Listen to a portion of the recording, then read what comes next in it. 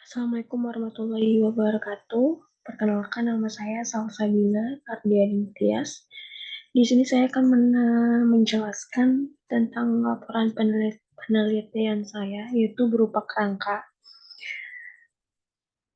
Untuk laporan penelitiannya ini berjudul Asuhan Keperawatan Gangguan Pola Tidur pada Anak X dengan Demam di Rumah Sakit X.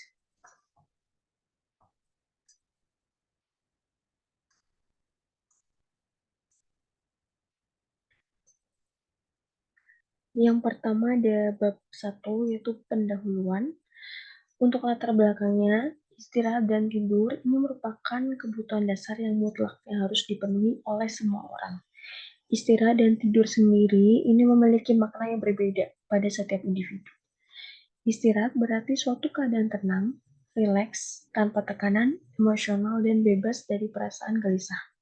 Beristirahat bukan berarti tidak melakukan aktivitas sama sekali.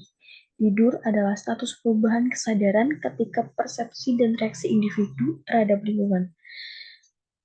Tidur dikarakteristikan dengan aktivitas fisik yang minimal, tingkat kesadaran yang bervariasi, dan penurunan respon terhadap stimulus eksternal. Ini menurut Suarilah tahun 2017.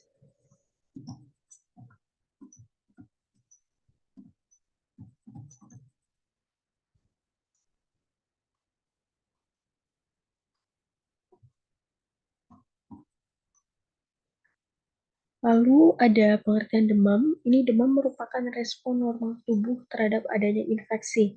Infeksi adalah keadaan masuknya mikroorganisme ke dalam tubuh.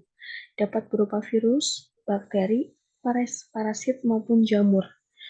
Demam disebut juga pireksia, merupakan tanda munculnya gejala keluhan kesehatan yang dikarakteristikan dengan peningkatan suhu tubuh di atas 37,5 derajat Celcius. Ini menurut Mulvey et al. Tahun 2017.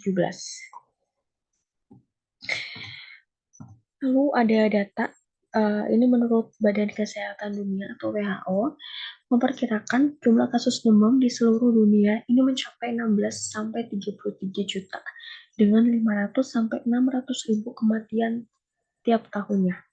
Data kunjungan ke fasilitas kesehatan pediatrik di Brasil terdapat sekitar 19% sampai 30% anak diperiksa karena menderita demam. Ini menurut Setiawadi dalam Wardiah tahun 2016. Di Indonesia, ini dilaporkan bahwa angka kejadian kejang demam 3-5% dari anak pada tahun 2017 sampai 2018. Angka tersebut terus bertambah menjadi 6% pada tahun 2019. Ini menurut Sulistiawati. Studi pendahuluan yang dilakukan di Rumah Sakit Terawat Aliyah, demam merupakan penyakit pertama terbanyak dari penyakit anak lainnya seperti infeksi saluran nafas akut. Jumlah pasien yang dirawat inap pada tahun 2021 mencapai 202 kasus. Ini data menurut Rumah Sakit Aliyah. Lalu untuk rumusan masalahnya, dengan melihat latar belakang di atas, maka yang terjadi, rumusan masalah dalam penelitian ini adalah bagaimana asuhan keperawatan gangguan pola tidur pada anak X dengan demam di rumah sakit X. Untuk tujuan studi kasusnya ini ada dua. Yang pertama ada tujuan umum. Untuk tujuan umumnya, ini menggambarkan asuhan keperawatan gangguan pola tidur pada anak X dengan demam di rumah sakit X. Lalu untuk tujuan khususnya, ada 5.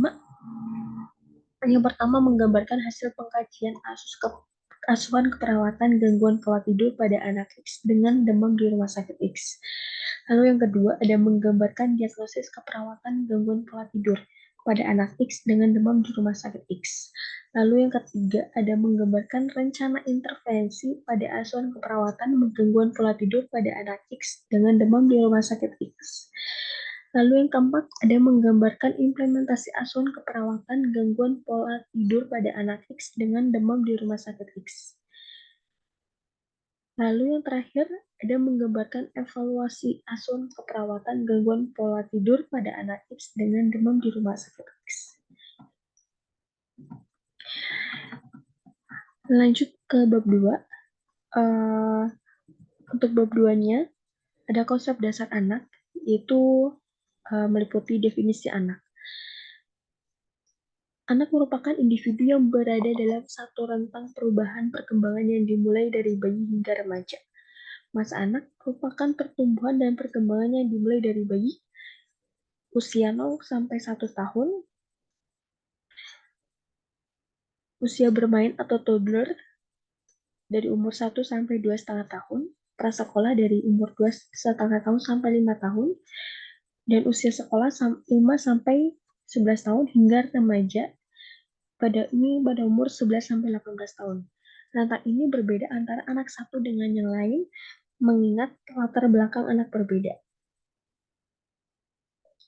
Pada anak terdapat rentang cepat dan lambat. Dalam proses perkembangan, yaitu rentang cepat dan lambat, anak memiliki ciri fisik, kognitif, konsep diri, coping, dan perilaku sosial. Ini menurut Hidayat tahun 2011. Lalu selain definisi anak, ada kebutuhan dasar untuk tumbuh kembang anak. Tumbuh kembang anak secara optimal ini dipenuhi oleh hasil interaksi antara faktor genetik, herediter, dan konstitusi dengan faktor lingkungan. Agar faktor lingkungan memberikan pengaruh yang positif bagi tumbuh kembang anak, maka diperlukan pemenuhan atas kebutuhan dasar tertentu. Menurut Surjiningsih tahun 2000, kebutuhan dasar ini dapat dikelompokkan menjadi 3, yaitu asuh, asi, dan asah. Yang tadi ada konsep dasar anak, lalu selanjutnya ada konsep kebutuhan dasar manusia. Nah, konsep kebutuhan dasar manusia ini adalah fokus dalam aspek keperawatan. Menurut tindakan pada teori hierarki Maslow, pemenuhan dasar kebutuhan manusia ini diawali dengan pemenuhan kebutuhan fisiologis, yaitu oksigen, nutrisi, istirahat tidur, dan seksualitas. Bisa dilihat untuk segitiga yang paling kecil atau yang di atas sendiri ini ada aktualisasi diri, yaitu meliputi pengembangan diri, pemenuhan ideologi, dan lain-lain. Lalu untuk segitiga yang kedua atau tingkatan yang kedua ada penghargaan. Penghargaan ini meliputi pencapaian, status, dan tanggung jawab. Lalu untuk sosial meliputi ada afeksi, relasi, keluarga, dan lain-lain. Untuk rasa aman meliputi keamanan dan keteraturan. Untuk fisiologis meliputi makanan dan minum.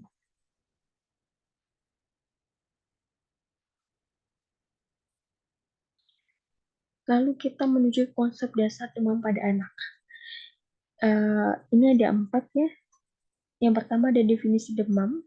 Definisi demam ini merupakan respon normal tubuh terhadap adanya infeksi. Infeksi adalah keadaan masuknya mikroorganisme ke dalam tubuh. Dapat berupa virus, bakteri, parasit, maupun jamur. Demam pada anak umumnya disebabkan oleh infeksi virus.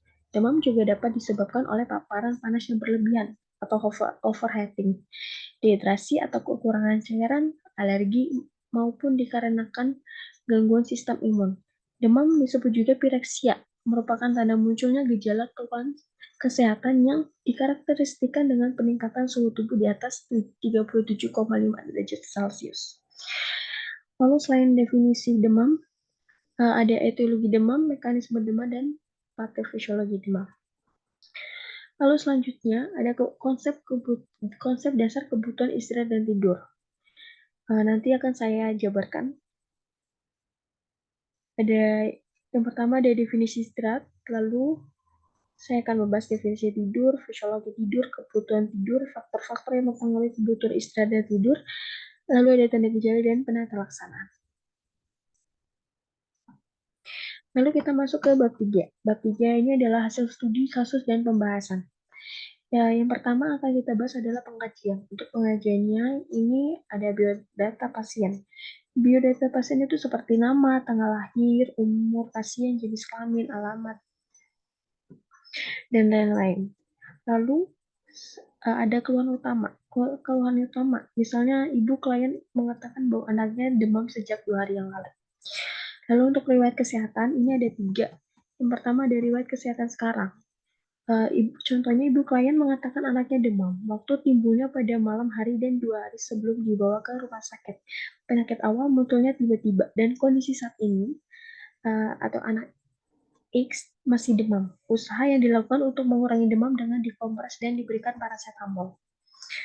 Lalu untuk riwayat kesehatannya yang lalu, ini ada prenatal care. Ibu klien mengatakan selama kehamilannya tidak mengidam dan tidak pernah dirawat selama kehamilannya. Tidak pernah terkena sinar X pada saat hamil, nafsu makan baik dengan frekuensi makan 3 kali sehari, sehingga waktu hamil berat badan ibu meningkat. Lalu pada masa intranatal, ibu klien melahirkan di puskesmas. Jenis persalinan anak pertama sampai anak ketiga normal dan tidak mengalami masalah saat persalinan. Lalu yang terakhir ada postnatal care. Ibu klien mengatakan BB anaknya 2,6 gram, tidak ada penyakit kuning ataupun kemerahan. Lalu yang terakhir ada riwayat kesehatan keluarga. Ini ibu klien mengatakan tidak ada riwayat penyakit di dalam keluarganya. Selanjutnya ada pemeriksaan fisik. Pemeriksaan fisik ini ada tingkat kesadaran kompos mentis, lalu ada kita mengukur tanda-tanda vital seperti nadi, suhu, dan pernapasan. Lalu untuk antropometrinya, ini ada kita mengukur berat badan, tinggi badan, kepala, rambut, mata, mulut, mukosa bibir, telinga, hidung, leher bentuk dada, nyeri tekan abdomen, bunyi usus peristaltik, kulit, anus. Lalu untuk aktivitas sehari-hari, ada nanti akan dijelaskan ya, nutrisi, cairan, eliminasi, dan aktivitas dan istirahat.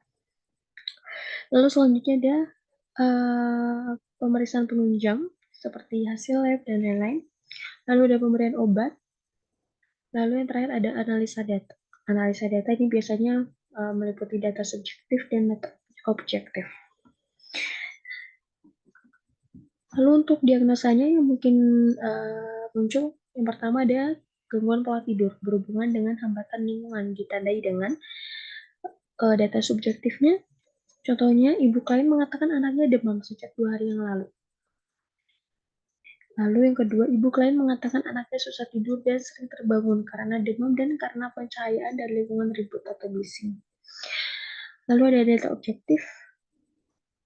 Yang pertama ada klien nampak lemas, klien nampak pucat, tanda-tanda vitalnya suhu di atas normal ya, yaitu 38,8 derajat Celcius, nadinya 99 kali per menit, pernapasannya 22 kali per menit.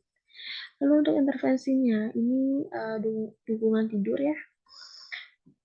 Observasinya yaitu identifikasi pola aktivitas dan tidur. Yang kedua ada identifikasi faktor pengganggu tidur. Yang ketiga identifikasi obat tidur yang dikonsumsi. Untuk terapeutiknya ini modifikasi lingkungan, misal pencahayaan, kebisingan, suhu, dan tempat tidur. Lalu ada batasi waktu tidur siang. Selanjutnya ada fasilitasi menghilangkan stres sebelum tidur dan tetapkan jadwal tidur rutin. Untuk edukasinya, yang pertama ada menjelaskan pentingnya tidur cukup selama sakit, lalu menganjurkan menepati kebiasaan waktu tidur.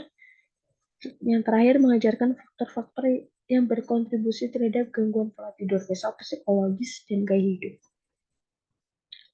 Ini untuk daftar pustakanya.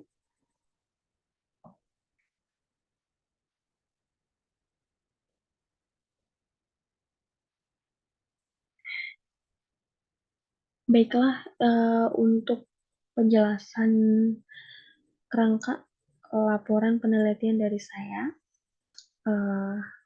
Terima kasih.